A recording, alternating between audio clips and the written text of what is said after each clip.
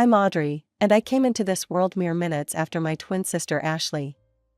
Those few minutes might as well have been years, given how differently our lives would unfold.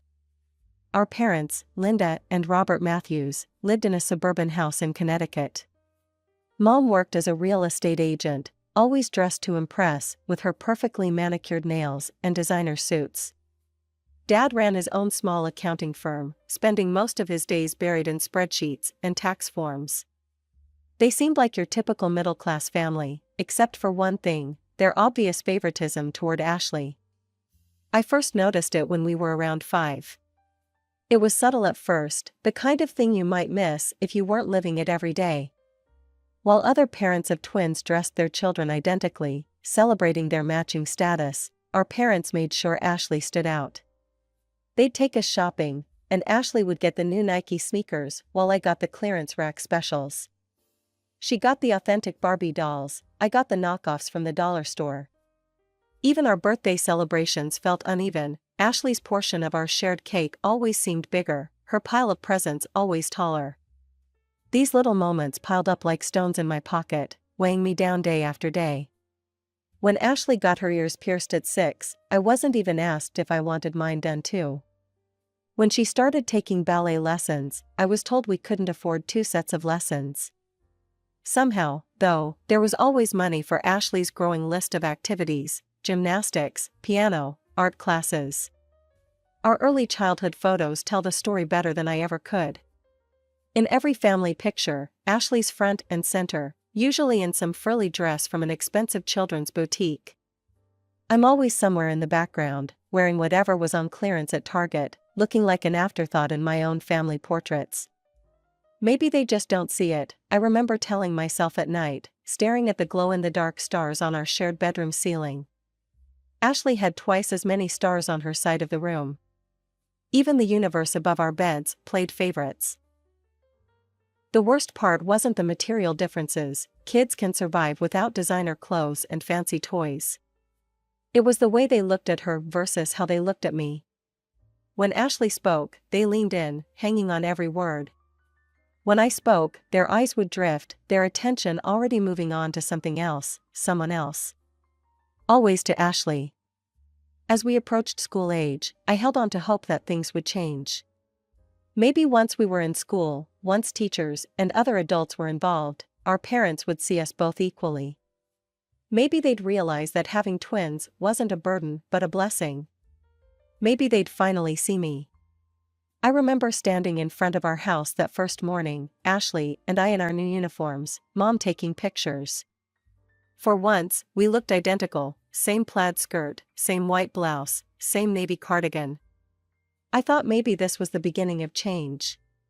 "Girls, smile," Mom called out, but her eyes were fixed on Ashley. "Ashley, honey, tilt your head a little to the right. Perfect." The familiar ache in my chest returned. Even in identical clothes, she found ways to make Ashley shine brighter. Our classroom was bright and cheerful, with alphabet charts on the walls and tiny desks arranged in neat rows. Mrs. Thompson, our teacher, sat us alphabetically, Matthews and Matthews, side by side. I was thrilled.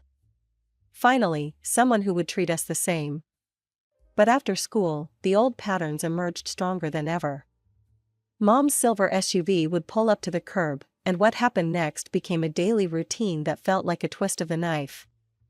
"Audrey, go straight home and start your homework," Mom would say, barely looking at me as I climbed out of the car. Then she'd turn to Ashley with a bright smile. "Ready for dance class, sweetheart?"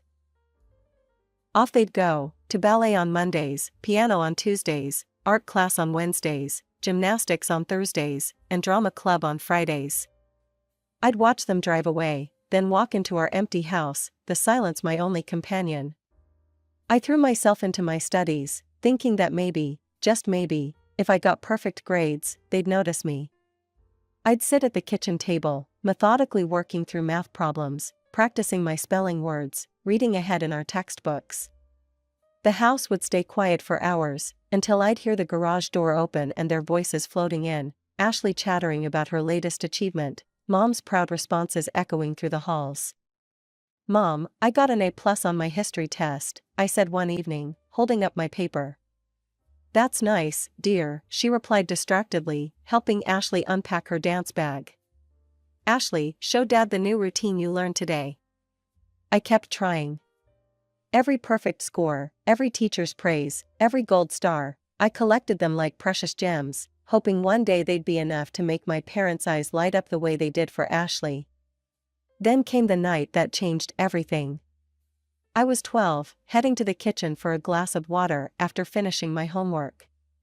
Their voices drifted up from the den, where they often sat after Ashley went to bed. I normally ignored their late-night conversations, but something made me stop this time. "Sometimes I wonder if we made a mistake," Dad was saying, his voice heavy with something I couldn't identify. "What do you mean?" Mom asked. "Having twins. Ashley would have been enough. She's everything we could want in a daughter. But two of them." "I know what you mean," Mom sighed. "Ashley's special. She's meant for great things. But Audrey, she's just there. We would have been fine with just Ashley." The glass slipped from my hand, but I caught it before it could shatter. I wished I could catch my heart just as easily. In that moment, everything crystallized. The years of trying to earn their love, of hoping things would change, it all seemed so foolish now. They didn't want me. They never had. I was the unwanted twin, the extra daughter, the one they wished they didn't have. After that night, something shifted inside me. I stopped seeking approval and instead focused entirely on my studies. Turns out, freedom from constantly trying to please my parents cleared my mind in ways I never expected. My grades, already good, became exceptional. "Excellent analysis, Audrey," Mr. Peterson said one day in English class, holding up my essay on The Great Gatsby. "Class, this is exactly the kind of deep thinking I'm looking for." I could feel Ashley tensing up beside me, her pencil tapping against her desk in that aggressive way it did when she was angry. I kept my eyes forward, but I could see her face turning red from the corner of my eye. Similar scenes played out in other classes. Math, science, history, it didn't matter. The more the teachers praised my work, the more Ashley seethed.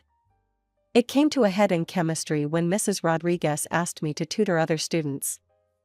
That evening, I heard Ashley's voice from downstairs, "Mom, the teachers are being mean to me. They always praise Audrey and make me look bad.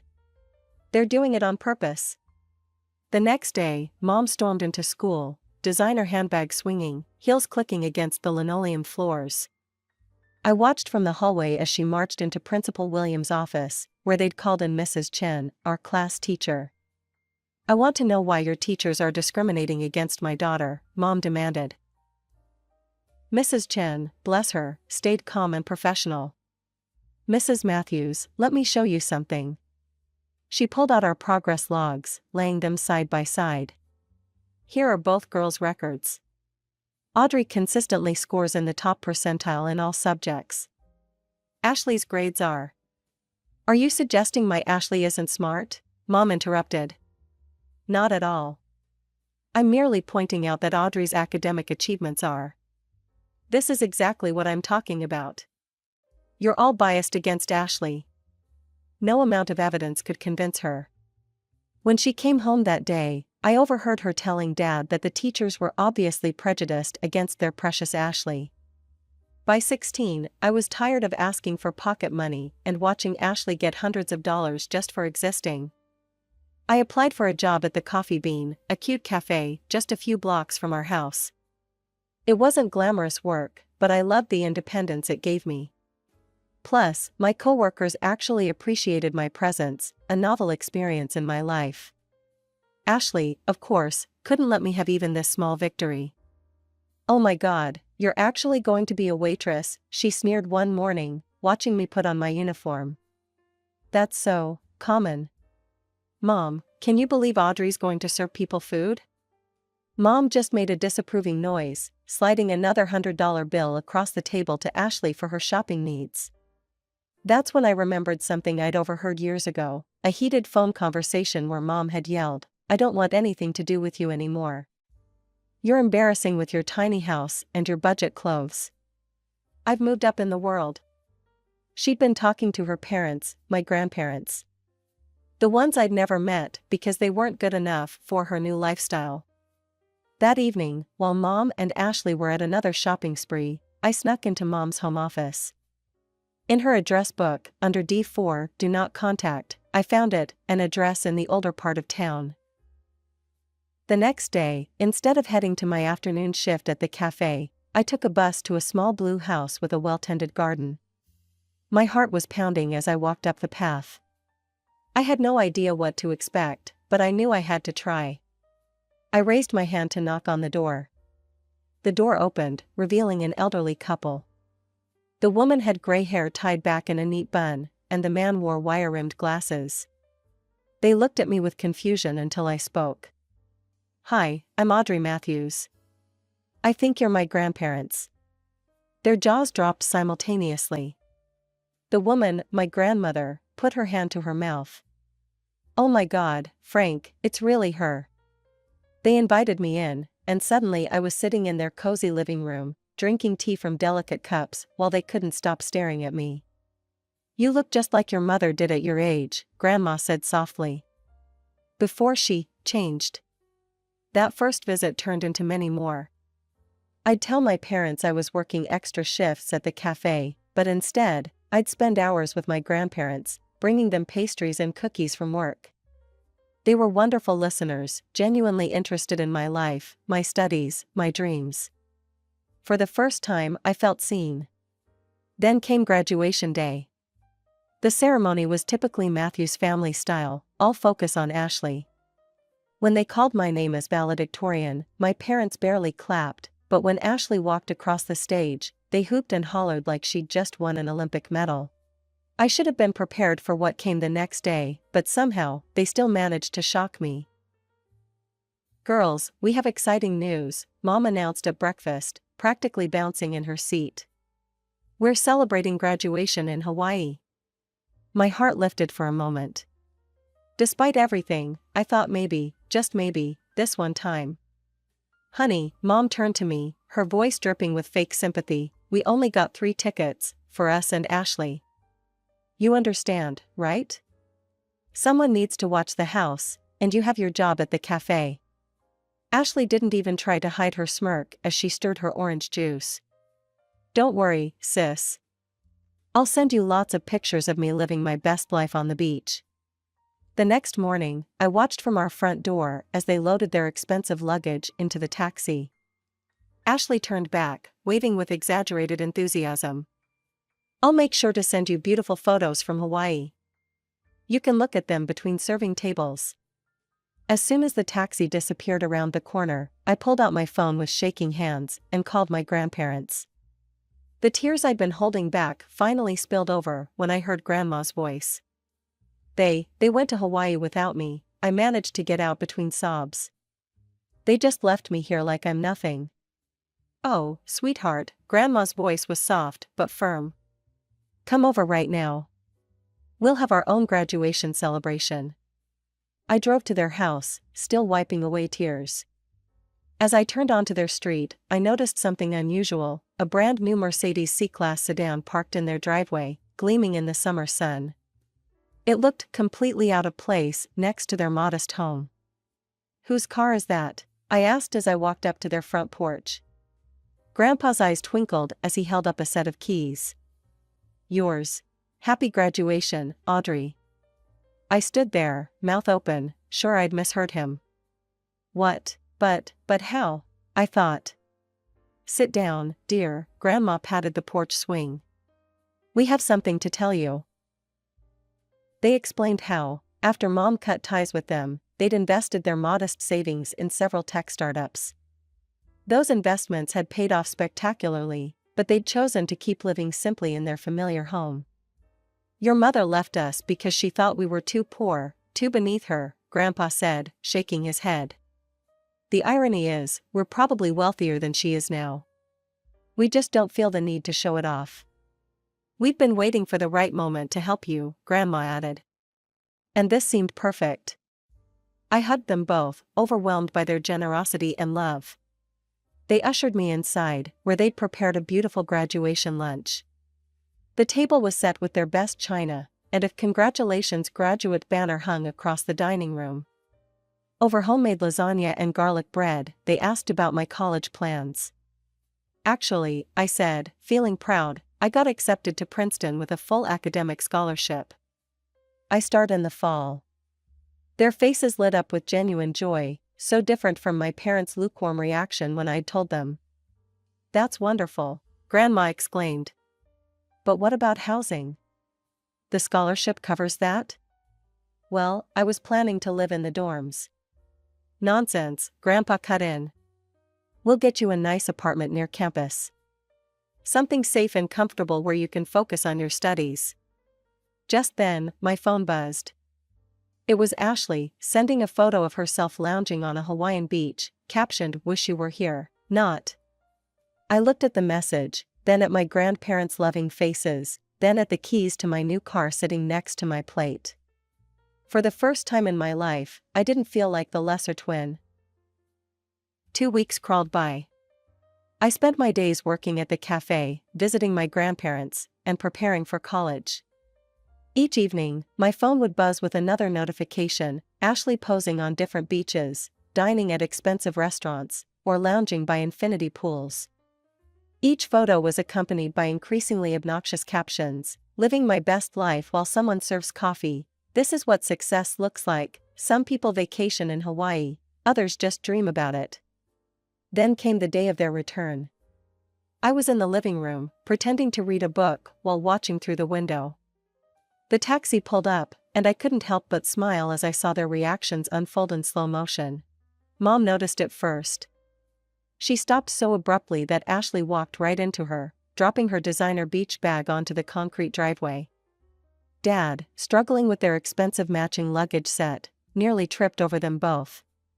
What is that? Mom's voice carried through the front window, high-pitched and sharp.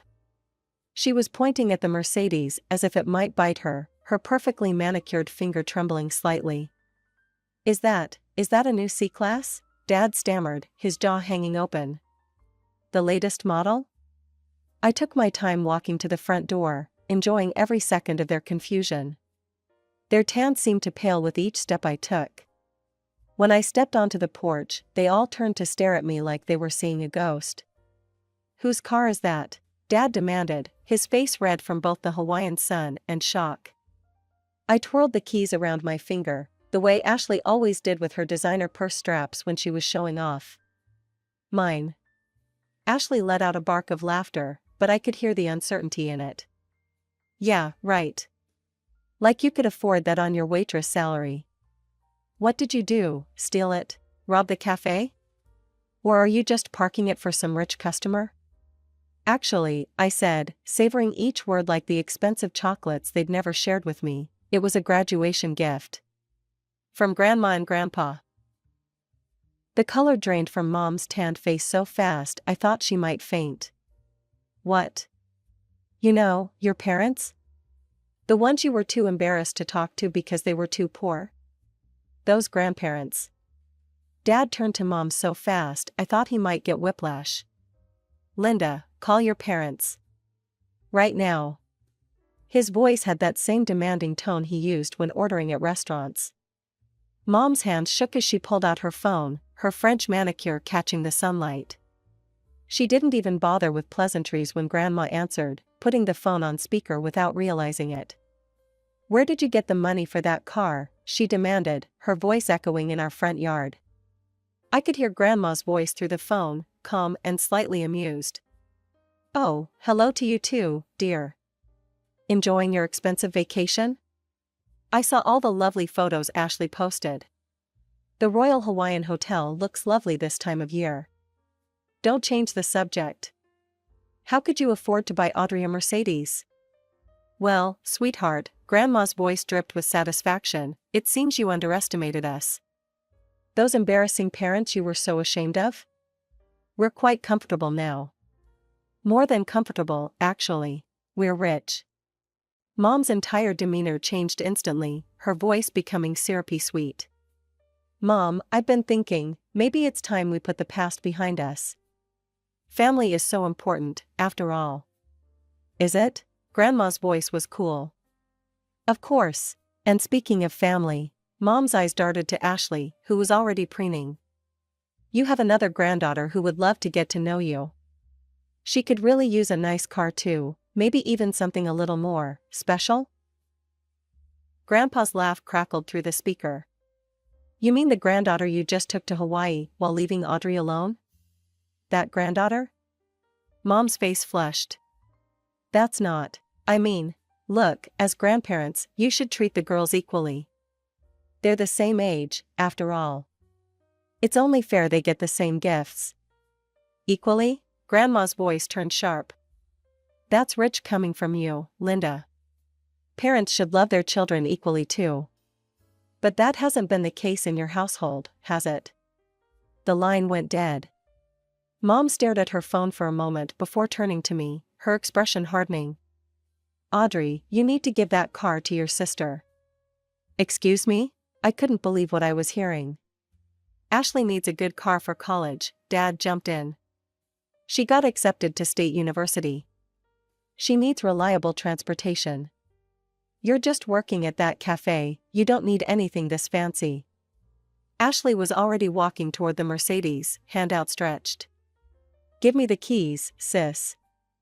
You know, I'll look better driving it anyway. I laughed. I couldn't help it. The sheer audacity of it all was just too much. This is my car, I said firmly. And I'm not giving it to anyone.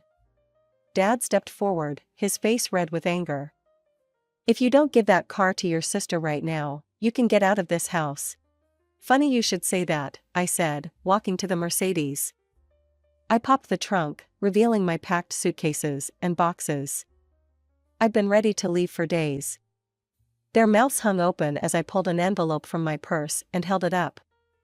Oh, and by the way, I won't be serving coffee much longer. I got accepted to Princeton on a full scholarship. Ashley's shriek could probably be heard 3 blocks away. Mom stumbled backward like I'd slapped her. Dad just stood there, opening and closing his mouth like a fish out of water. I got into my car, the leather seats still new enough to creak slightly. Through the windshield, I could see their shocked faces, their perfect family fantasy crumbling before their eyes. Those last few weeks of summer at my grandparents' house were the happiest I'd ever experienced. Every morning, I'd wake up to the smell of Grandma's coffee and the sound of Grandpa humming as he read the newspaper. No walking on eggshells, no competing for attention, no feeling like an unwanted shadow. Just peace. Moving to Princeton was bittersweet. I hugged my grandparents goodbye, promising to call every day, and set off in my Mercedes with everything I owned. The drive to New Jersey felt like crossing a boundary between my old life and my new one. My grandparents had found me a beautiful little apartment just 10 minutes from campus. Nothing flashy, but worlds better than any dorm room, hardwood floors, big windows, and even a small balcony where I could study. They'd insisted on paying the rent, despite my protests. I still wanted some independence, though, so I got a part-time job at a local coffee shop. The irony wasn't lost on me, still serving coffee, but this time by choice, not necessity. My co-workers were mostly other students, and for the first time in my life, I found myself making real friends. One Sunday afternoon, about a month into the semester, Grandma called with some interesting news. Your parents showed up at our door yesterday, she said. My heart skipped a beat. What did they want? Oh, the usual. Linda was all smiles and fake apologies, asking about our financial situation and hinting about Ashley's upcoming birthday. Your father kept looking around the house, probably trying to guess our net worth. What did you tell them? Grandpa's voice joined in on the line. We told them that we'd already decided what to do with our money. It's all going to you. I could picture their faces. How did they take that? Let's just say Linda's smile didn't look so genuine after that, Grandma chuckled. We asked them not to come back. That evening, I blocked their numbers and all their social media accounts. Ashley's too. I knew what would come next, sudden declarations of love and regret, offers to start fresh as a family. But I didn't need their kind of family anymore. Now, sitting in my constitutional law class, taking notes and actually enjoying the complexity of the material, I sometimes think about that little girl who used to pray for her parents' love. I wish I could tell her that she'd find something better, not just love, but respect, support, and the freedom to be herself. My phone buzzes quietly in my pocket, probably my study group confirming our meeting at the library later. Or maybe it's Jake, that cute guy from my psychology class who keeps asking to get coffee, not at my cafe, thankfully. It's such a normal life. No drama, no constant comparisons, no feeling like I'm not enough. Just me, my studies, my friends, and my future stretching out ahead of me, full of possibilities.